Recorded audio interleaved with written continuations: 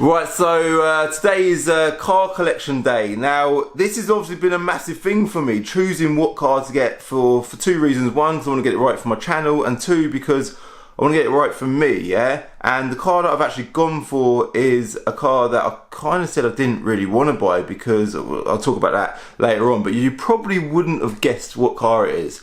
Now, I know that I've covered the thumbnail and those question marks, so the only way you're going to be able to find out what car I've bought is by watching this video. Now, some cheaters will skip to the point where I buy the car, but I recommend just chill out. It ain't going to be much of a wait, and soon enough I'll have the car on the screen, alright? So let me just explain the plan for my day today. I'm currently at home, and I'm going to get a train to Hampshire to meet my friend Luke, who some of you might recognise from YouTube. He's actually a YouTuber, and he's the guy that pretty much sorted out the car for me. So I'm going to go meet Luke, do all the paperwork and stuff, and then I'm going to show you the car, alright? So it's a pretty simple video really. Today is car collection day, my new car, alright? Let's go get on the train.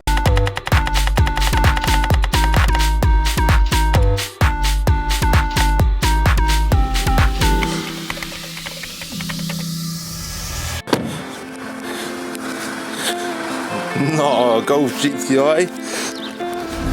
It's my litter station, Jerome. What, you got the bean car on? Let's go. Jerome bean car.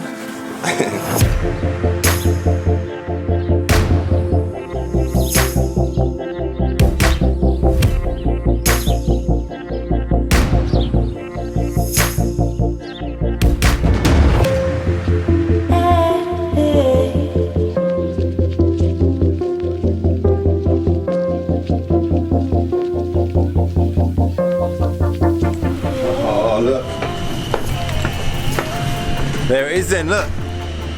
It's a Golf R. Nah, I'm joking, it's not really another Golf R. I wouldn't do that to you. Luke, I'm here, man. Love your car. Let me quickly look and have a little wander around. So, Luke is, like I mentioned earlier, he's a YouTuber and he does a lot of Golf R content. So if you want to see more Golf R content, there ain't going to be much of it on my channel anymore, but there is definitely going to be Golf R content. There's plenty more on Luke's channel, alright, so I'll put a link for that below. Right, so just to let you know where Luke falls into this, so like I said earlier, he's a YouTuber, yeah, and he knows that I deal with cars, and last time we spoke, I said to everyone, if you've got a car that you think special, give me a shout on it, you know, if I literally buy anything, I consider anything, but high performance cars, sports cars, anything like that, I'm interested in. Luke come across the car, didn't you? As a friend of the family. Yeah. And I just thought, well, because I work with cars day in, day out like you as well, and it's not really the type of thing which we normally work with. And so I thought, well, it's it's something a bit different. It's different. Should we say it's not standard? It's not standard. It's not standard. So it's not a stock car. It's not normally the kind of stuff which we kind of work with. So I kind of gave you a shout, and you were like, yeah. That's for me. Definitely have that. Straight on it. So what we're going to do now is we're going to pop inside, do all the paperwork, and then I'll show you the car, alright? Right, we're done, Luke, we're done. Thank you, mate. See you, buddy, there's that. Sound. I'm going to go do, so go have some fun. See you later. Right, so the car is literally parked there, right behind you lot, and it's beautiful. I'm really happy with it. I've not actually driven it yet. I've sort of driven it a little way down the road, but I've hardly driven it, and so far I'm over the moon with it. And I think the best way to do the reveal is to do it in the form of some nice cinematic shots, yeah? And with a bit of music over the top, and just do it all dramatic, like the dramatic car reveal stuff that you generally see on YouTube, yeah? So I'm gonna do a countdown, and after the countdown I'm going to click my fingers and you're going to be faced with a car. Ready? 3, 2, 1.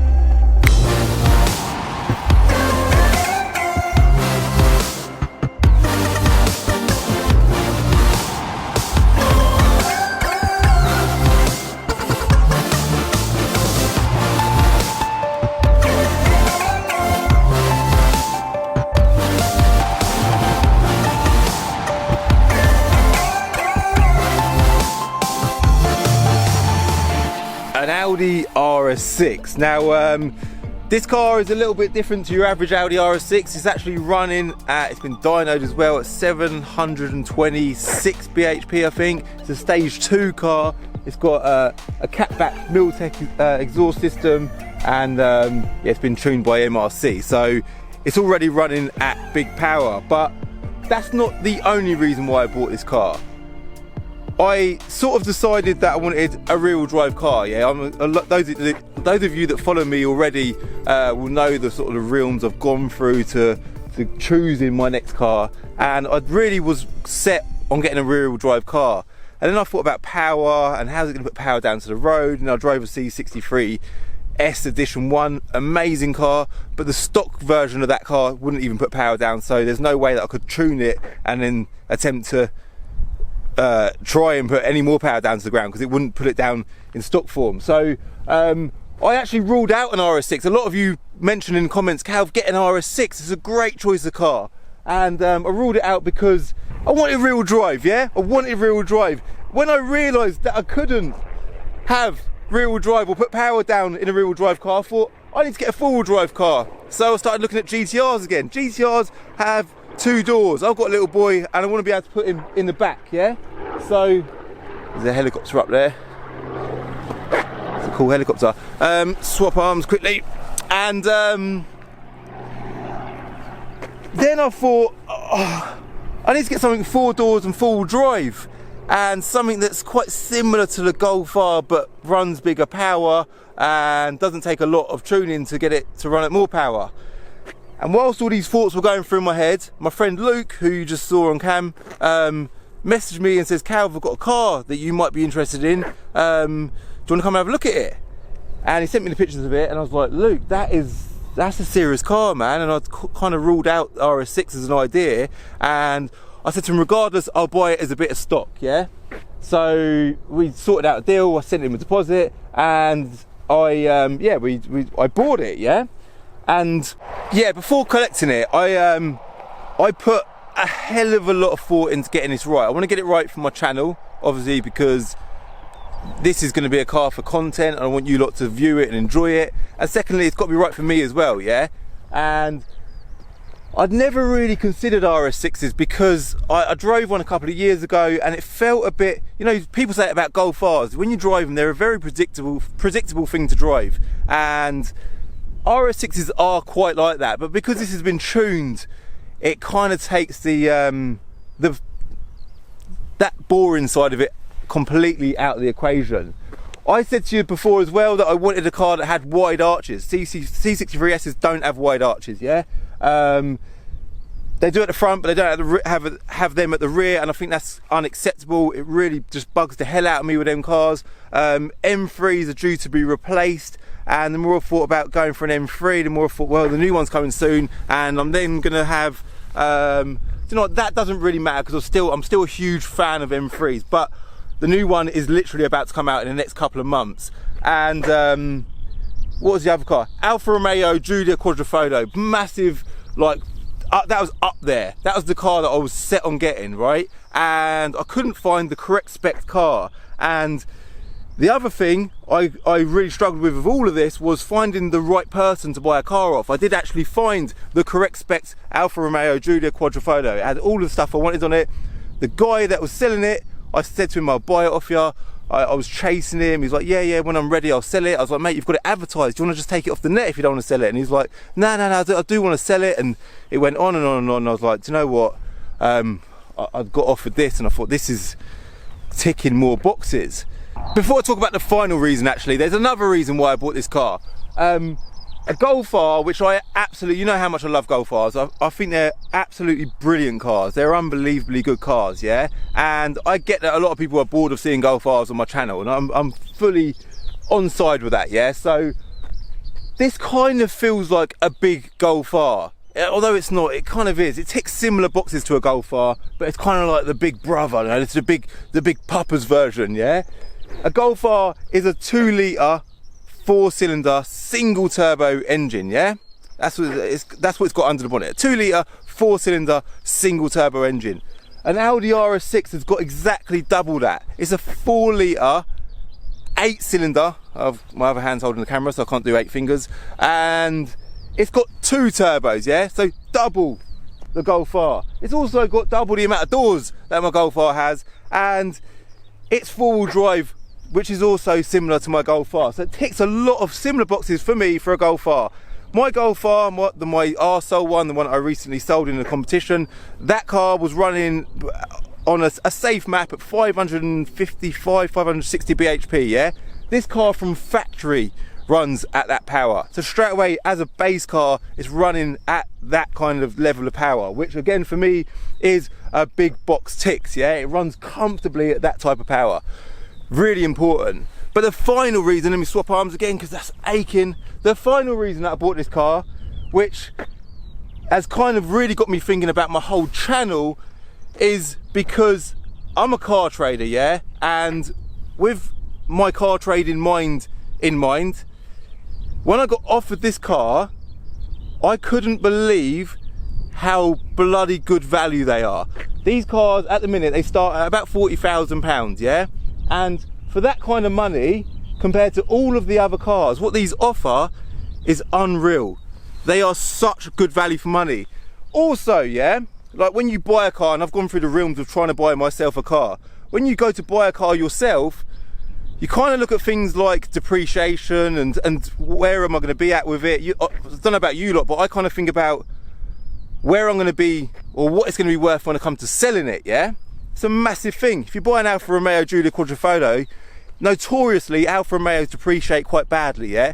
So me as the owner of one of them cars, I'm going to have to swallow that depreciation, which it's cool, you know, I can deal with that. But as the owner of a car, or anyone in the world, we're not stupid, we don't want to lose money, yeah? Audi RS6s in the past 3 months, yeah, so 3 months on the trot, this car, going by book valuations, we use CAP in the trades. I don't know if any car traders out there will know that. CAP is like the main car valuation system that we all use. In 3 months, that car has not dropped a single penny.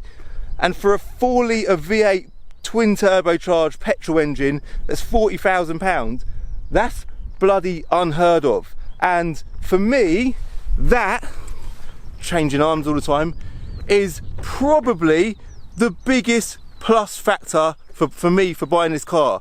I can own this car, it will depreciate, no doubt, yeah?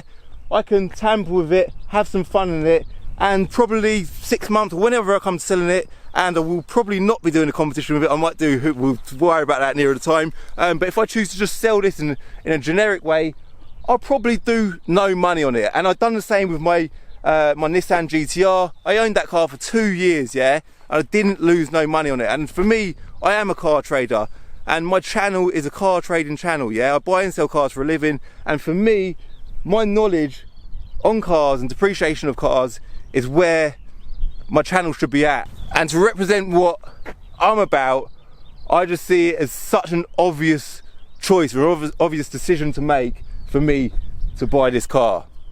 Okay, so let me quickly show you around it.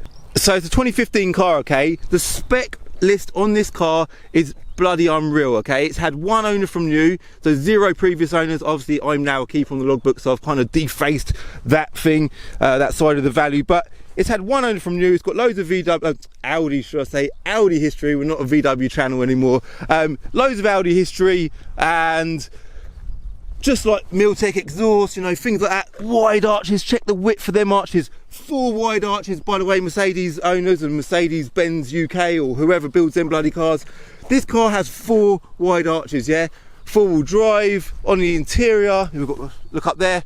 I said I always wanted a sunroof. I got a car with a sunroof, big box ticks. On the inside, we've got quilted RS6 leather seats, amazing. It's done 55,000 miles, which ain't terrible mileage, it ain't amazing mileage, but for the price point and depreciation, it's at a safe place in time, okay?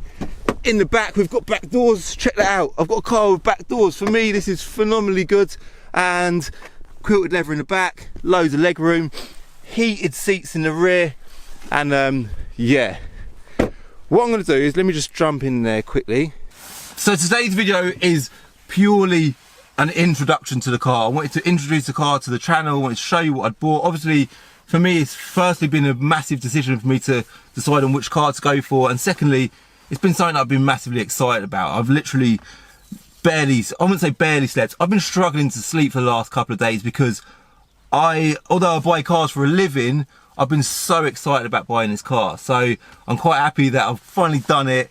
I filmed the video, and yeah, I'm just really pleased with how it's all gone. Today I'm not going to be driving the car in this video. What I'm going to do now is obviously I'm going to jump in it and drive home, and on my journey home I'm going to be filming a second video, and that's going to be my first drive in the car. And I genuinely haven't even driven this car yet, okay? So my first drive, I'm going to plug the cameras in here and drive off on my journey home and film the second video. So make sure you're subscribed for that video, okay?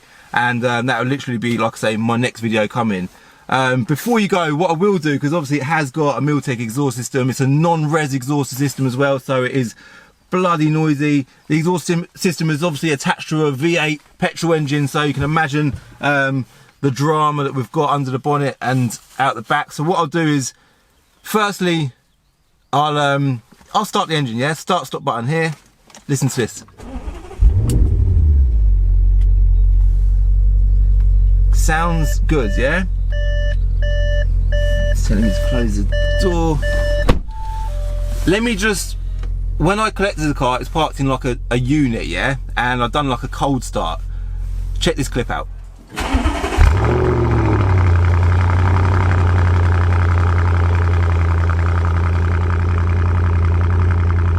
It sounds it sounds unreal, right? But I'm gonna leave it as that. I don't want to do too much about I want to save the content for future videos. But if you like the video, obviously, if you like the car, if you like my choice of the car, I know like it's a bit random. A lot of people suggested an RS6 and I was like, oh, I don't really want one. But once I got the idea in my head, I just couldn't get it out of my head. I hope you like the choice of the car. I want to encourage likes. Just give me a few likes if you like it. And I hope that you're looking forward to future content on this car. Like I said as well, I do plan on doing the whole car trading thing. I really want to get back into just normal work and normal stuff. So there's going to be a lot more car trade talk on the channel as well, alright?